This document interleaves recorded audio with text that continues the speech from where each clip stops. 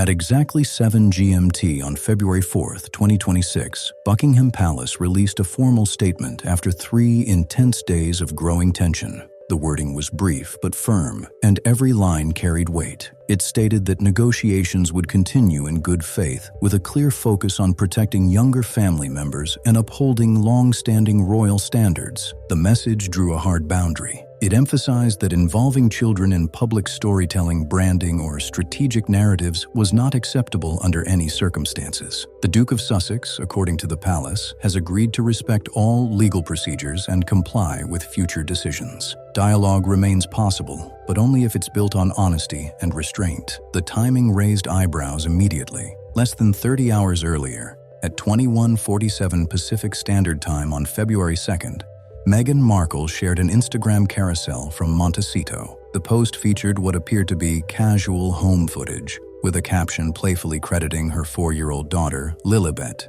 as the camera helper, a detail that sparked instant discussion online. The carousel also included images from a Disneyland visit, a January 24th zoo outing in Santa Barbara, and another from January 27th. One slide showed a crayon note reading, "Family." Critics pointed out mixed messaging and questioned whether personal moments were being framed for public reaction rather than privacy. Behind palace doors, concern was already building. On February 1st, Princess Anne received a confidential ethics briefing highlighting sudden shifts in Meghan's public messaging and online tone. That same day, Prince William held a private legal meeting at Sandringham, followed by a direct internal memo. "We must separate storytelling from responsibility. A line exists, and it has now been crossed." Meanwhile, Meghan arrived at LAX from Dubai on a private flight linked to her newly launched brand, El Lara Group. The trip was described as investment-focused and charitable, but sources say the palace was already watching closely. Later reports confirmed that the Dubai trip wasn't just low-key travel. It included high-end branding consultations at the Burj Al Arab and a high-profile appearance at the Women of Power Summit in Dubai Marina on January 30th. But here's the catch. There was no formal notice given to Prince Harry's legal team about her return when that Instagram video went live just hours later on February 2nd. The caption, "Shot by our little angel," instantly raised alarms behind the scenes. Palace insiders say Princess Anne reached out to Clarence House at 4:45 a.m. on February 4th, pushing for the palace response to shift from private concern to a clear public position. The tone had to change, and fast. Prince William, who stayed completely silent during Meghan's Dubai appearances, reportedly told a senior aide, "This isn't about headlines. This is about responsibility, clarity, and long-term precedent." That line says everything. This wasn't treated as online chatter. It was treated as a serious boundary issue. The final call came during a midnight strategy meeting in the Red Drawing Room at Sandringham. Present were Prince William, Princess Anne, Sir Malcolm, 2 independent child welfare advisors, and the Queen's communications director. The message was locked in. No more mixed signals. No more walking on eggshells. The palace made one thing clear. The well-being of Archie and Lilibet would not be shaped by emotion, optics, or digital storytelling. No response followed from Meghan's legal or media team, but PR analysts were already talking. Many believe the timing of the post was meant to get ahead of stricter palace positioning. One brand behavior expert summed it up bluntly. This wasn't accidental. It was strategic emotion. But with every carefully framed moment, the public mood keeps shifting, and the remaining goodwill tied to the Windsor name keeps slipping fast. By the early hours of February 3rd, 2026, the man once labeled the reluctant royal had clearly shifted gears. No more torn loyalties, no more public confusion. This time, he moved with quiet resolve. Prince Harry didn't respond with interviews or carefully worded statements, but with something louder, complete silence. At 5:42 GMT, a chartered flight from Geneva landed at RAF Northolt beneath thick cloud cover. Harry stepped off alone, visibly low-key, dressed in a waxed field jacket and a black cap pulled down tight. There was no visible entourage, no media frenzy, and none of the usual royal choreography people expect. What followed raised even more eyebrows. He didn't return to Frogmore or Clarence House. Instead, Harry was taken straight to Fort Belvedere, a Windsor estate now used for private consultations during sensitive situations. According to aides, the atmosphere inside was tense, controlled, and deeply reflective. This move wasn't impulsive. On February 1st, Harry quietly attended a closed-door session at the International Family Law Congress in Geneva. The annual summit focused this year on cross-border family disputes and modern challenges tied to online exposure. One private panel examined how digital content can complicate family disagreements, and Harry was there, listening closely. He wasn't listed as a speaker. He attended as a confidential observer. A source familiar with the session said Harry asked pointed questions about online consent, emotional framing, and how digital narratives can shape perceptions during family disputes. This wasn't about sympathy. It was about understanding the rules of the game. This wasn't emotional fallout.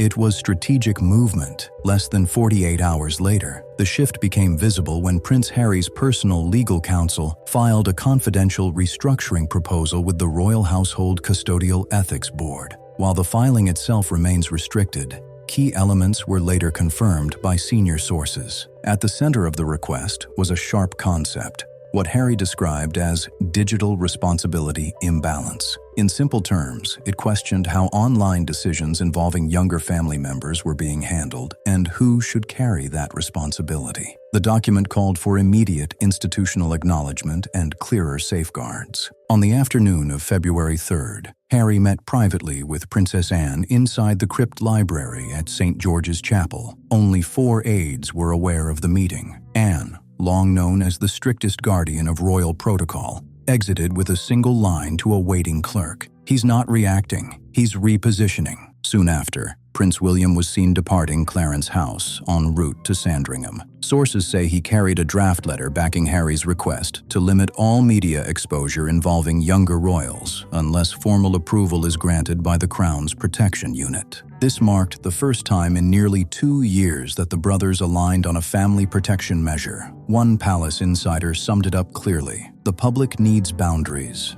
not fragments. If children become symbols, the institution shares responsibility." As for Harry's state of mind, those close describe quiet exhaustion and focused determination. He keeps to himself, speaks mainly with legal counsel, and avoids unnecessary conversation. One staffer put it simply: "There's sadness, yes, but more than that, there's resolve." He's done revisiting the past. He's locking in the future. Now, the focus has shifted to control, not of the past, but of what comes next. A source close to Prince Harry says he carefully reviewed clips from the now-discussed Instagram post, replaying them frame by frame, searching for clarity rather than comfort. Not motive, not optics, but boundaries. When asked what he took from it all, Harry reportedly said, "I don't ask what's real anymore. I ask what's safe." That line, later confirmed by an aide present, revealed just how much emotional distance now separates him from Meghan Markle. This wasn't a partner trying to fix things. It was a parent operating from caution and responsibility. Despite multiple certified letters sent to Meghan's Malibu-based legal team, no direct response has addressed the revised filings. Her last communication, dated January 29th and sent through a Dubai-based firm, rejected any claim that her online content carried strategic intent. The message was short and firm. "Motherhood is not subject to monarchy. My identity cannot be rewritten by protocol." To Harry's legal team, that reply closed the door on resolution through conversation alone. Palace officials later confirmed that on February 10th, Princess Anne will preside over a custodial conduct summit at Sandringham. Invited experts include family court specialists, digital rights advisors, and child development professionals. Harry is expected to submit a 48-page affidavit outlining concerns tied to online identity shaping and emotional strain caused by inconsistent narratives. Sources say it includes professional guidance warning that mixed public messaging can create confusion and instability for younger family members. The line has been drawn, and this time, it's procedural, not personal. The palace confirmed that Meghan Markle was formally invited as of February 4th. So far, she has neither confirmed attendance nor replied to the documentation requests that accompanied the notice. And make no mistake, the palace's February 4th statement wasn't just symbolic. It marked clear institutional alignment with Prince Harry's push for stricter family protections. More importantly, the message re-established the monarchy's boundary against digital uncertainty wrapped in emotional presentation. One former Privy Council advisor put it bluntly, "This is no longer a personal dispute. It's a constitutional firewall." And for the first time, Harry wasn't asking for support. He was setting the perimeter himself. As dawn broke on February 4th, 2026, the mood in Montecito shifted fast. Meghan's estate reportedly felt less like a fresh start and more like a controlled retreat. Despite the calm imagery still circulating online, sources say her inner circle moved into full containment mode. Communications switched to encrypted platforms. Advisors were told to stay silent, and the once expanding team was reduced to just 4 people. The fallout wasn't just about public perception. It was strategic. In under 72 hours, a carefully framed family moment escalated into a coordinated response from Buckingham Palace itself. As the royal structure consolidated behind Harry's filing, pressure mounted elsewhere. Behind closed doors in a glass office suite in Santa Monica, the board of El Lara Group held an emergency meeting on February 3rd at 9 p.m. ST. Internal sources say 2 board members, both former executives from major luxury brands, raised concerns that recent online activity conflicted with the company's strategic neutrality clause. The shield was cracking, and everyone inside knew it. According to sources, regional partners in the UAE raised early red flags. One advisor reportedly warned that a brand can't promote empowerment and soft power diplomacy abroad while leaning on sensitive domestic imagery at home. That kind of contrast, they said, doesn't build cohesion. It creates instability. By that same afternoon, El Lara's strategic advisor in Dubai formally postponed a planned February 15th gala, citing concerns around public alignment risk. The ripple effects were immediate. Several golf and lifestyle influencers quietly unfollowed Meghan Markle overnight. By the evening of February 3rd, a number of her most visible allies had gone noticeably silent. During a press appearance in Miami, Serena Williams declined to comment entirely. Meanwhile, Oprah Winfrey, who had previously supported Meghan's shift into thought leadership through her podcast projects, made no mention of the Duchess in her latest Sunday newsletter. Even more striking, Tyler Perry, long rumored to be a close financial ally, was reportedly overseas and unavailable for comment. The silence felt deliberate. One Beverly Hills publicist summed it up anonymously. "You feel the air change when a client goes from misunderstood figure to potential liability. That's when the room clears fast." Inside the Montecito estate, insiders describe Meghan as outwardly calm but openly defiant. A staff member shared that she spends long hours alone in the upstairs study, reviewing legal briefs and writing in a leather-bound notebook labeled Legacy Threads. She has reportedly declined all requests to attend the February 10th Custodial Conduct Summit at Sandringham, telling advisors,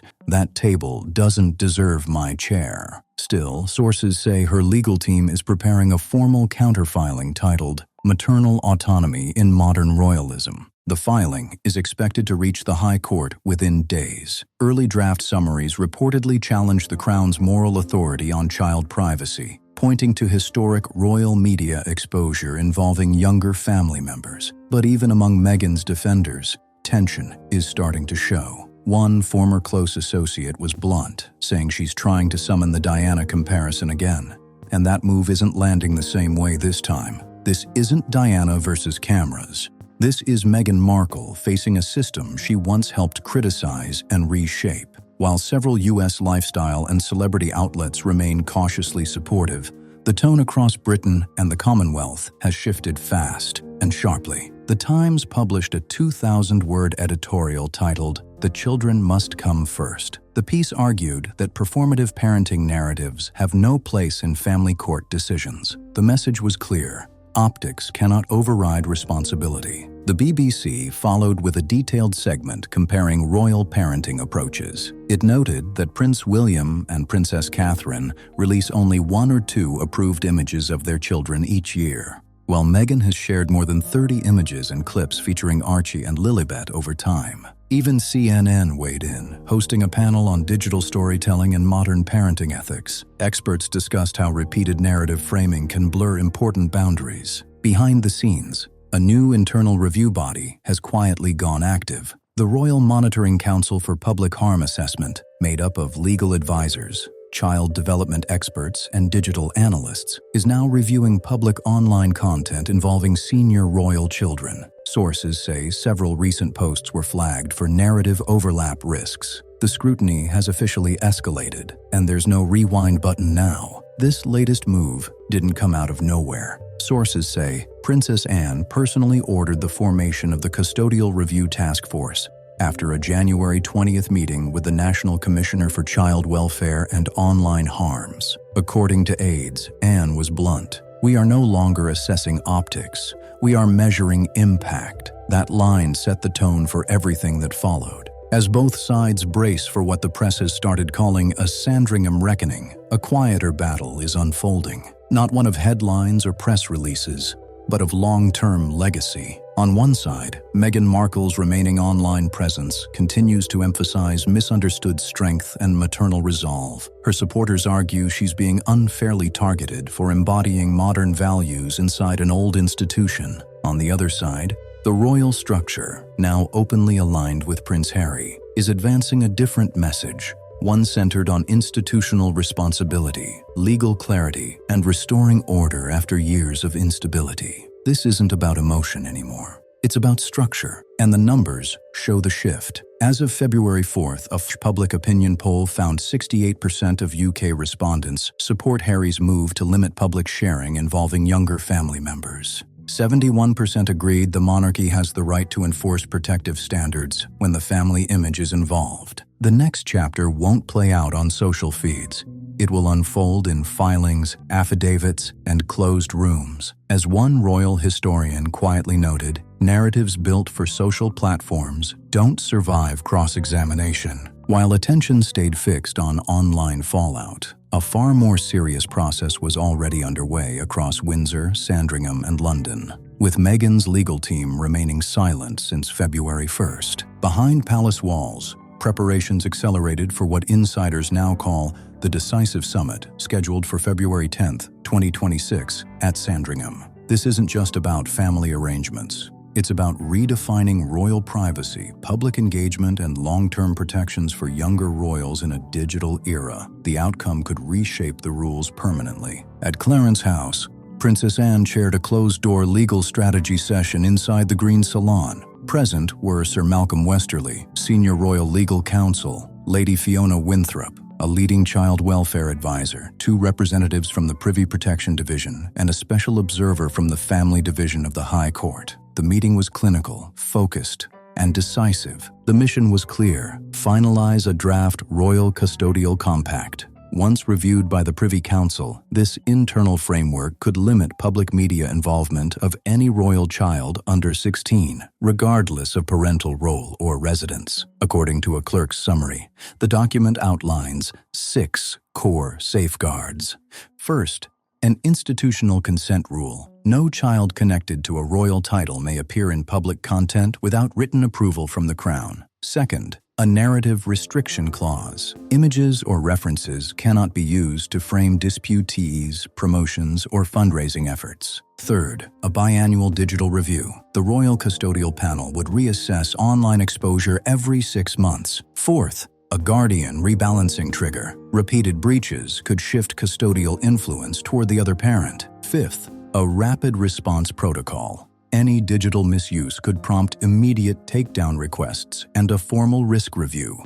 And finally, an international compliance appendix, aligning protections across UK and US family law. This isn't reactionary, it's structural, and once locked in, there's no undoing it. Following the earlier summit, Prince Harry arrived quietly at Clarence House through a service entrance to submit his own formal provisions. The document, drafted by his legal counsel, reportedly included a personal statement expressing concern over emotional scripting and highly curated intimacy in public portrayals involving younger family members. The filing went further. Harry formally requested to become the sole approval authority for any public-facing content featuring Archie or Lilibet distributed from Montecito. He also asked for the appointment of a neutral digital conservator to oversee such content until both children reach adulthood, a move described by insiders as preventive, not punitive. After reviewing the proposal, Princess Anne allegedly responded with a blunt assessment. "This is not revenge.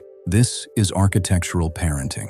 That phrase echoed across internal discussions on both sides of the Atlantic. Meanwhile, sources inside the High Court confirmed a receipt of a preliminary counterfiling from Meghan Markle's legal team. The motion argues that the monarchy cannot restrict forms of maternal expression protected under jurisdictional autonomy. It maintains that the February 2nd video was non-commercial, personal, and artistically framed, and that any override would amount to improper containment of reputation. Court observers noted the tone immediately. The document reportedly reads more like a declaration than a procedural motion, referencing Meghan's past charitable work and repeatedly invoking themes of modern feminine autonomy. Her lead counsel declined public comment, but privately labeled the proposed royal framework as status-driven censorship. Unbeknownst to the press, a confidential memo circulated internally on the evening of February 4th, jointly authored by Princess Anne and Prince William.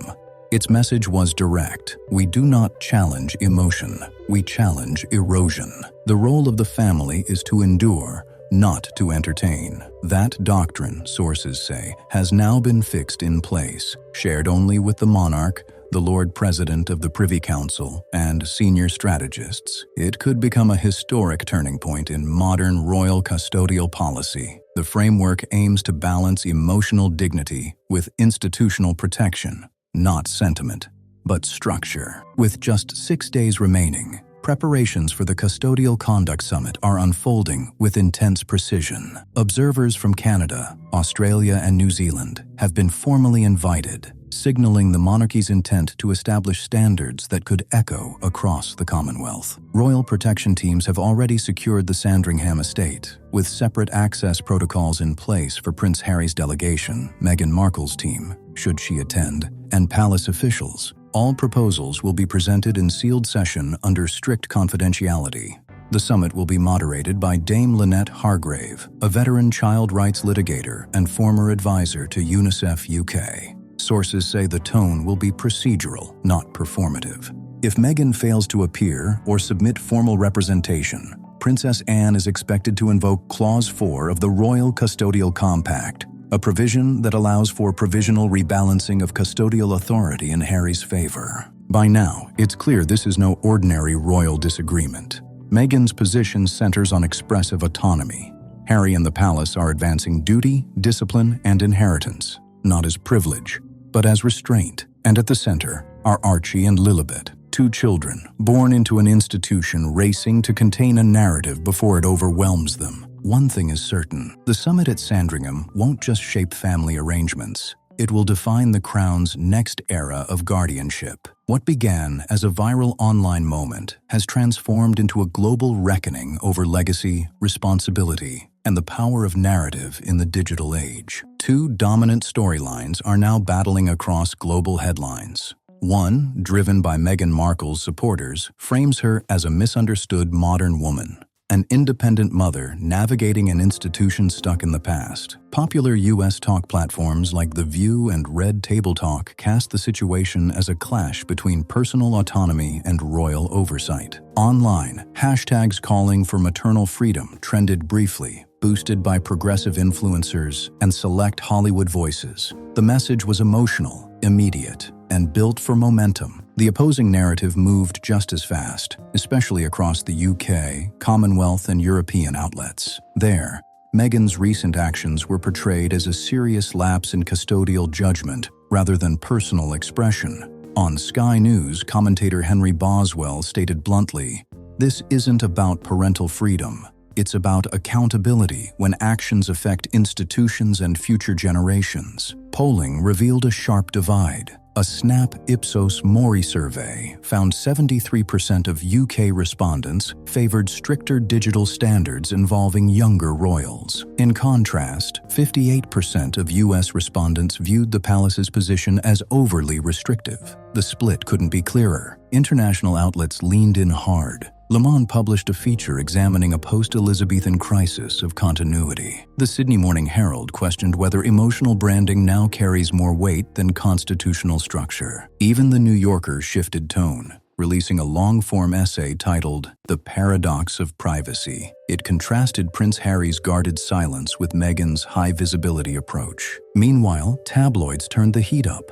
Daily Mail launched a running series dubbed The Custody Countdown, teasing sealed filings and high-stakes decisions unfolding behind palace walls. The tone inside royal circles has turned unmistakably somber. Staff at Clarence House describe Prince William as visibly strained, yet unshakable. Catherine, Princess of Wales, has remained publicly silent, but sources say she approved internal educational briefings for George, Charlotte, and Louis, framing privacy not as fear, but as responsibility. Behind the scenes, Princess Anne, while outwardly composed, has reportedly increased her private engagements with child welfare organizations. Insiders say she's using this moment to quietly press Parliament for stronger digital protections for children connected to public life. This is no pause.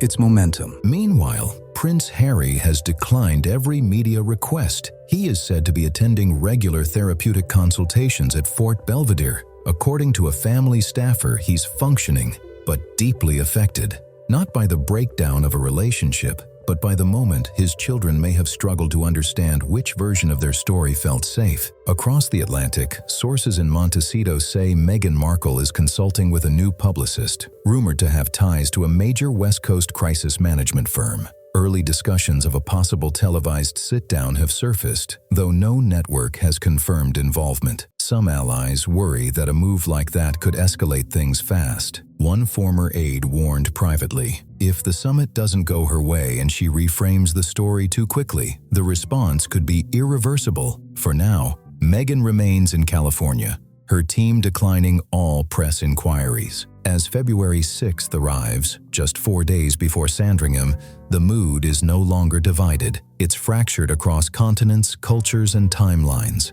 No one is fully certain who's right, only that something permanent is unfolding. This is no longer about law or lineage. It's about legacy and who gets to define it. As February 10th, 2026 dawns, a cold mist hangs low over Sandringham, and the gates close behind the final delegate. No journalists crossed the perimeter, no cameras, no press access, only sealed briefcases, black sedans, and stone-faced officials prepared to make decisions with long shadows. The Custodial Conduct Summit, chaired by Princess Anne and overseen by Dame Lynette Hargrave, commenced precisely at 900 GMT. Inside the secured chamber were Prince Harry and his legal counsel, senior representatives from the royal household, independent child welfare observers, and 2 neutral moderators from the family division of the High Court. Meghan Markle did not attend. Her legal team submitted a final dossier via encrypted courier at 6:47 GMT. Minutes before proceedings began. By mid-afternoon, the panel reached a binding resolution. Acting under royal prerogative and formal legal consultation, the summit endorsed a new digital guardianship framework. Going forward, any public digital content referencing Archie or Lilibet will require advance approval from a joint review panel, 1 representative appointed by Harry, 1 by the royal household, and 1 neutral legal guardian. The ruling further restricts any appearance of the children in monetized or brand-linked material until age 16. The United Kingdom is now designated as the primary custodial jurisdiction, with structured notification requirements for travel outside Commonwealth regions. While not a full transfer of custody, the decision significantly rebalanced authority, limiting unilateral digital and legal actions going forward. In her closing statement, Princess Anne was calm but unmistakably firm. We are not here to rewrite parental instinct, nor to silence lived experience. We are here to protect those who cannot yet consent to the weight of legacy or the power of the lens. The room stayed silent. As the closing statement landed, Prince Harry gave a single restrained nod, the only visible reaction he offered throughout the entire proceeding. His eyes never left the summit table. No applause, no words. Just finality. Hours later, Meghan Markle's California-based legal counsel released a public response. The statement reaffirmed her position that motherhood should not be regulated through ancestral systems. While acknowledging the panel's outcome, she reserved the right to pursue appeal options through international legal channels. Notably, the message avoided addressing the ruling's specifics, signaling she does not intend to step back quietly. Public reaction moved fast. Post-summit polling showed 79% of UK respondents supported the decision, with 65% calling it a necessary modern boundary. Support in Canada and Australia hovered around 61%. Even in the United States, sentiment shifted, with 48% backing structured protections for children connected to public life. Editorials from The Times, The Guardian, and Le Figaro praised the summit's restraint and clarity. One Channel 4 news commentator summed it up perfectly. This wasn't about winning. It was about restoring structure. As February 10th closed, no photos were released, no speeches followed. Only a single 42-page document was sealed into the Royal Archives under the title, Custodial Protocol, Heirs of the Digital Age. Its opening line reads, "Where legacy intersects with media, duty must outrank visibility." And just like that, the page turned. Two children once caught in public narrative now stand behind a legal shield, and a monarchy long accused of hesitation has, for now, drawn a firm line, even within its own bloodline. If you made it this far, drop a comment and tell me what you think really comes next. Like the video if this breakdown gave you clarity. Subscribe for more deep dives the headlines won't give you, and share this with someone who needs the full story, not just the clips. Thanks for watching, and I'll see you on the next one.